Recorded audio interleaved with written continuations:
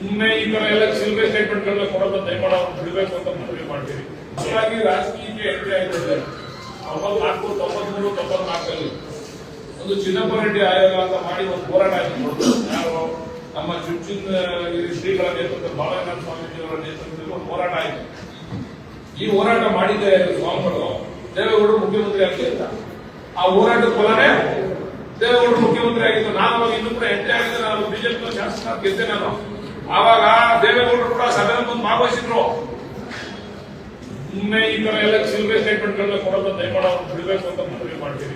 ಯಾರಿಗೋ ಯಾರ ಯೋಗ ಆಯ್ತೋ ಯಾವ ಸ್ವಾಮೀಜಿಗಳು ಯಾರು ಕೊಡೋದು ಕಟಿಂಗ್ ಮಾಡ್ತಾರೋ ಇನ್ನೊಂದು ಹೇಳ್ತಾರೋ ಅವ್ರ ಆಶೀರ್ವಾದ ಮಾಡ್ತಾರೆ. ಇವ್ರಿಗೆ ಆಶೀರ್ವಾದ ಸ್ವಾಮೀಜಿಗಳು ಬೇಡವಂತಾರೆ.